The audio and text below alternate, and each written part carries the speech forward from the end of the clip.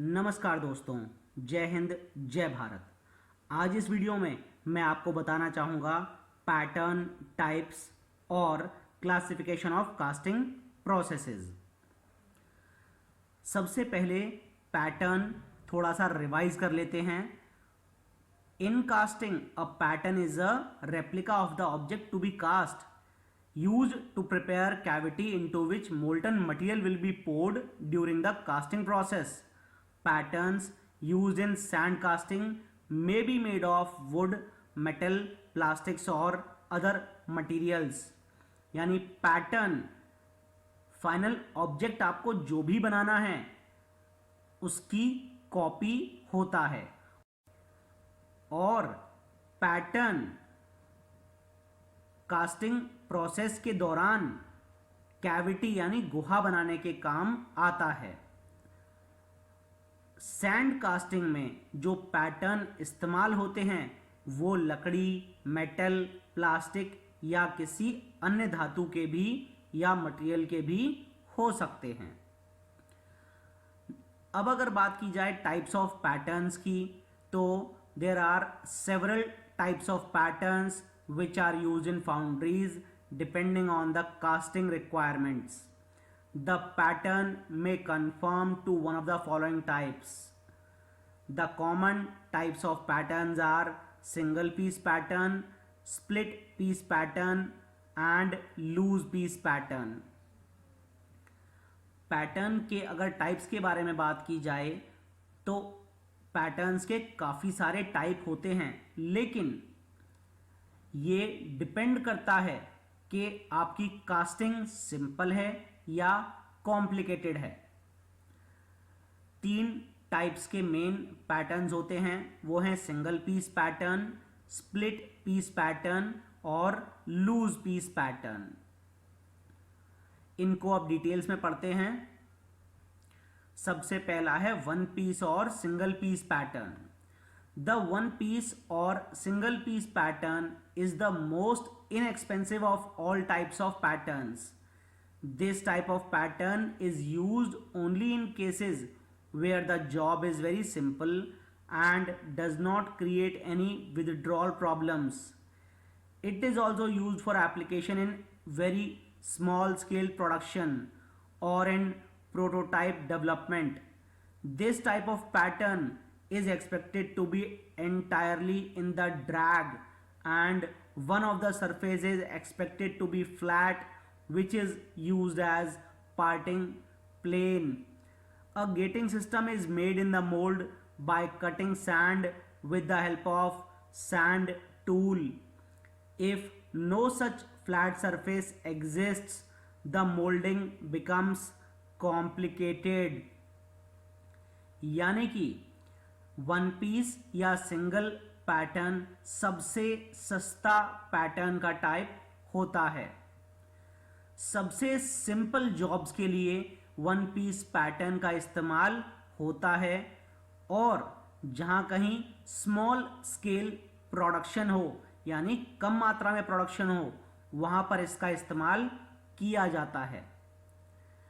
ऐसा माना जाता है कि वन पीस पैटर्न पूरे तरीके से ड्रैग में ही फिट हो जाएगा, और ऊपर की सतह हमेशा पार्टिंग प्लेन के जैसे इस्तेमाल की जाती है।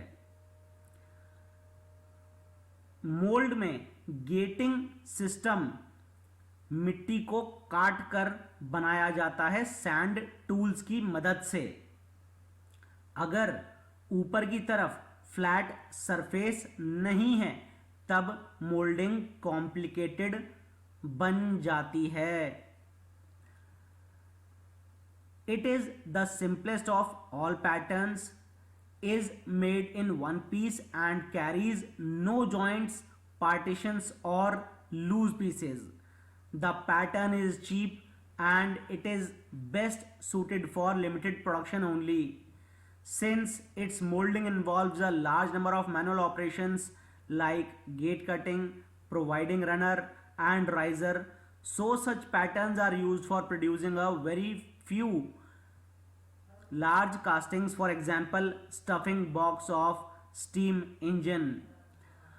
यानी कि शॉर्ट में अगर बात करी जाए तो वन पीस पैटर्न केवल एक पीस का बना होता है, इसमें कोई जॉइंट, कोई पार्टीशन या कोई भी लूज पीस नहीं होता।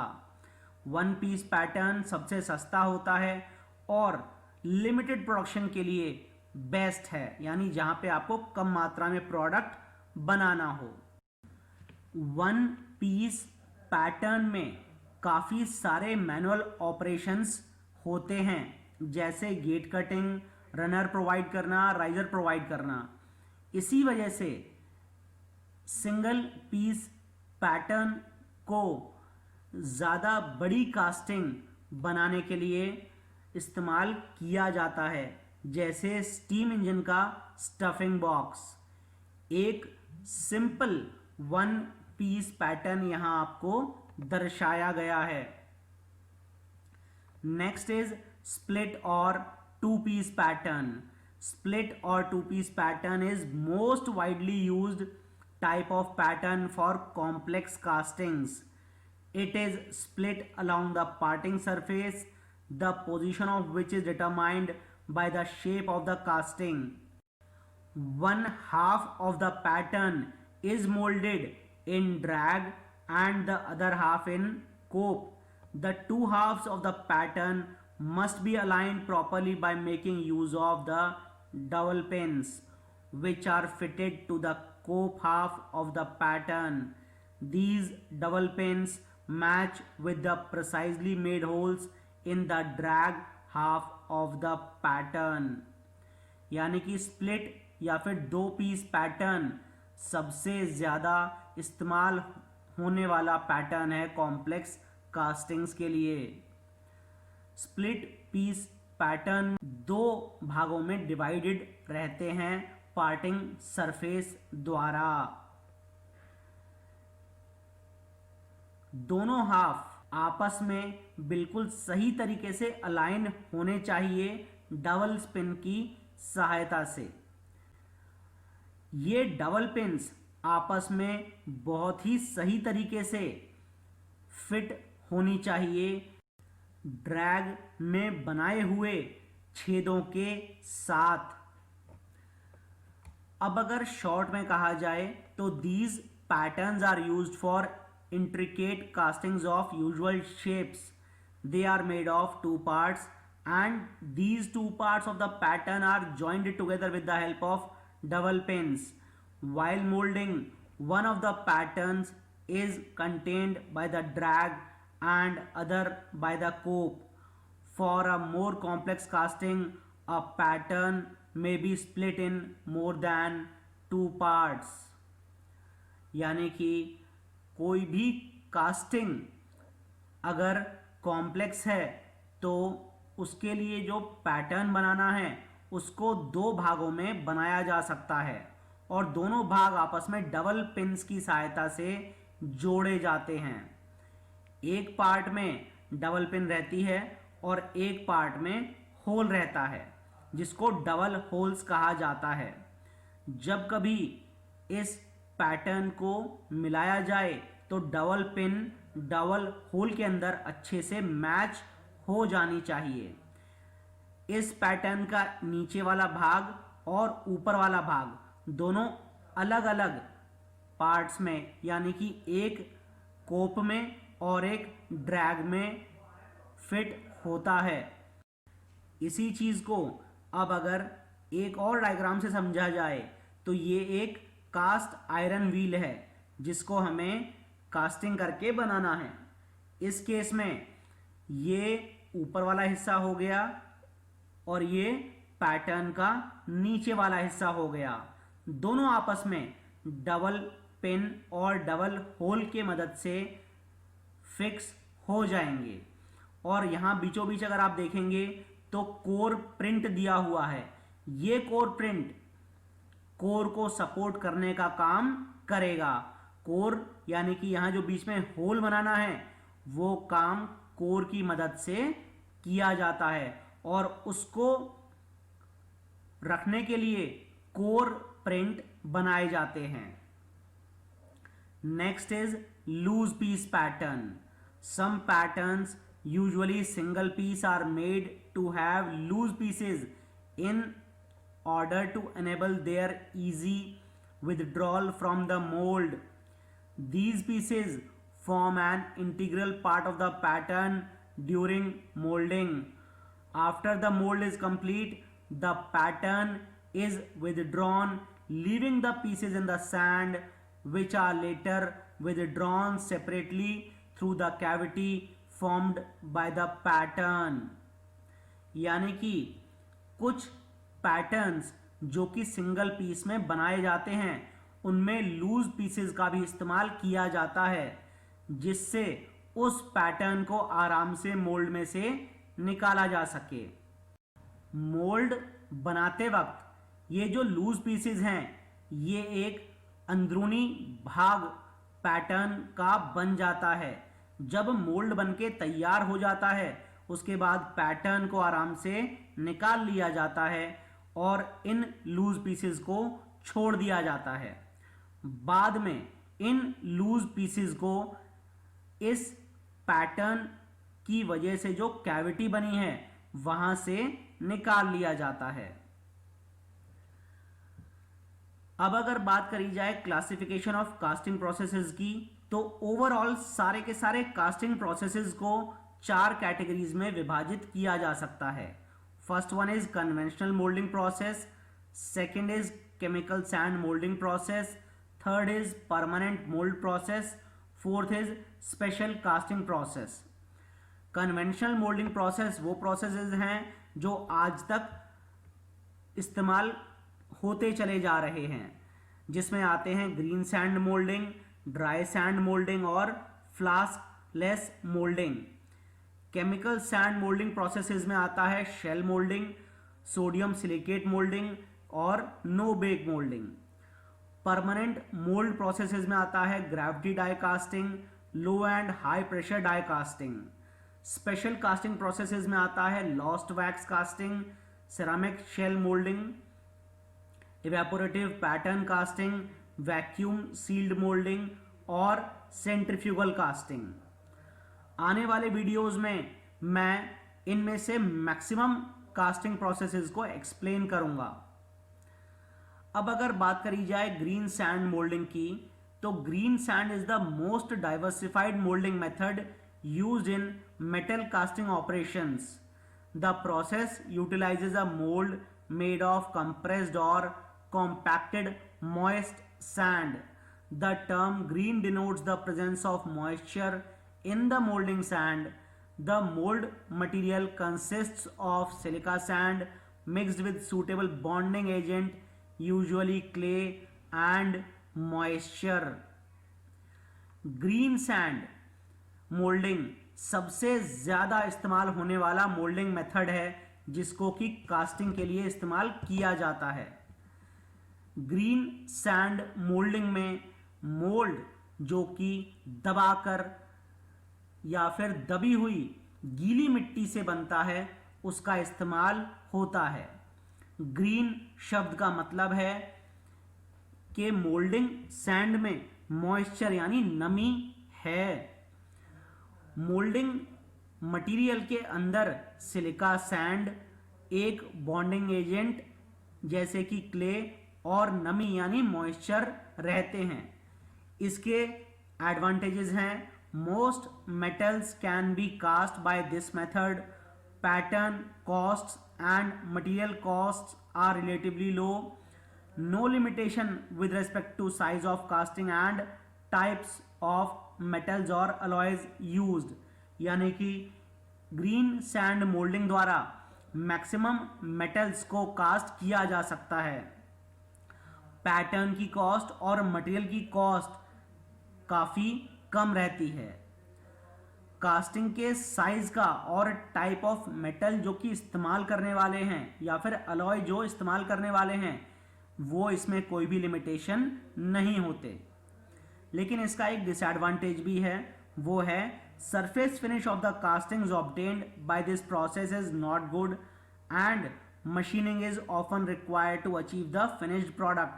यानी कि surface finish जो हमें ग्रीन सैंड मोल्डिंग से एंड में कास्टिंग की मिलती है वो इतना अच्छा नहीं होता है, इसीलिए एंड में मशीनिंग की रिक्वायरमेंट पड़ती है जिससे कि आपको फिनिश्ड प्रोडक्ट मिल सके। अब अगर बात की जाए सैंड मोल्ड मेकिंग प्रोसीजर की, तो the procedure for making mould of a cast iron wheel is the first step in making mould is to place the pattern on the moulding board. The drag is placed on the board. Dry facing sand is sprinkled over the board and pattern to provide a non-sticky layer. Then molding sand is riddled into cover the pattern with the fingers. Then the drag is completely filled.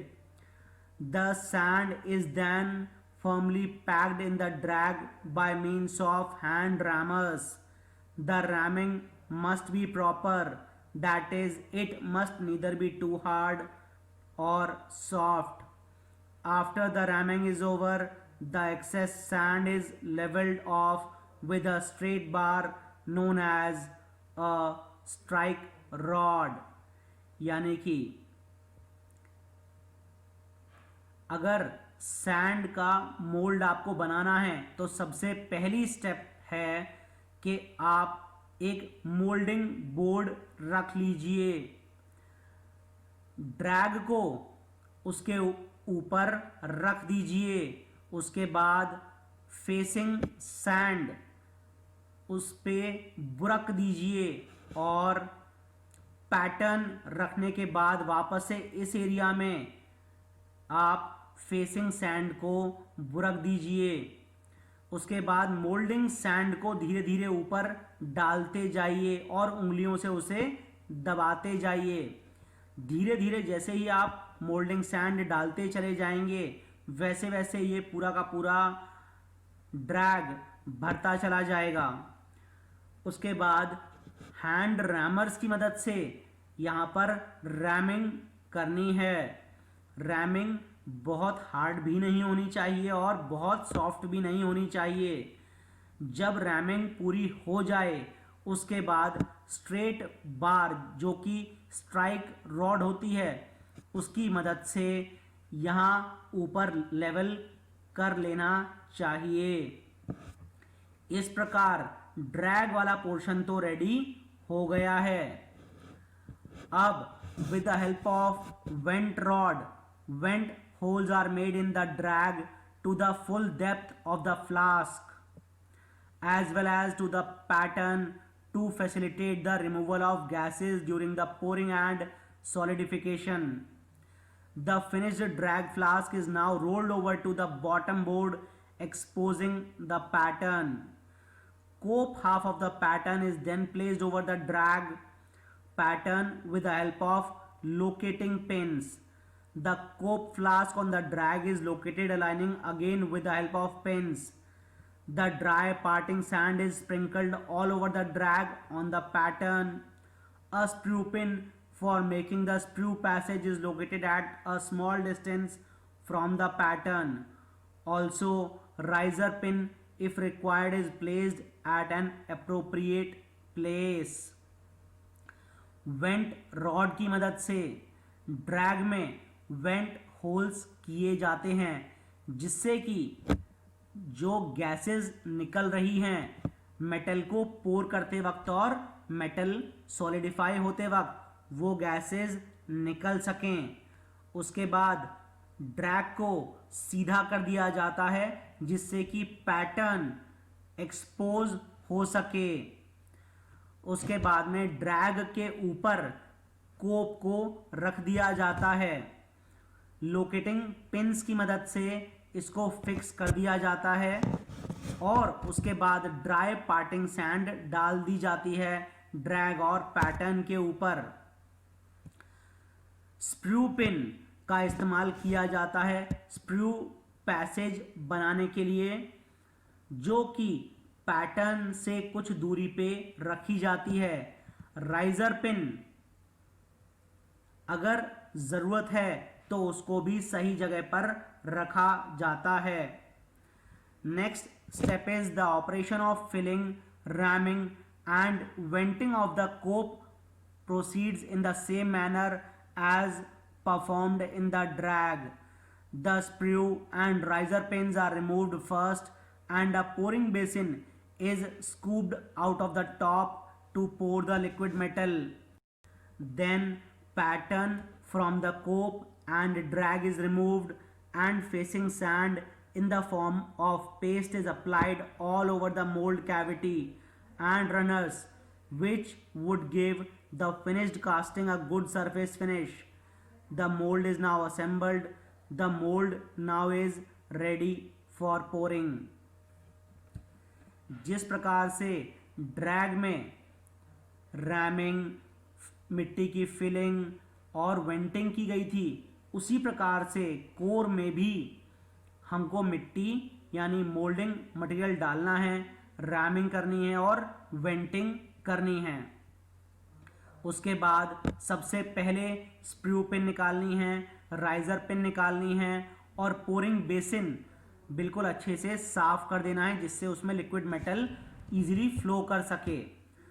उसके बाद pattern को कोप और drag में से निकाल लिया जाता है और जो कैविटी बनी यानी जो गुहा बनी उसमें फेसिंग सैंड डाल दी जाती है जिससे कि पोरिंग मेटल वहाँ से आराम से फ्लो कर सके और कास्टिंग को आराम से निकाला जा सके और कास्टिंग की सरफेस फिनिश बहुत अच्छी आए।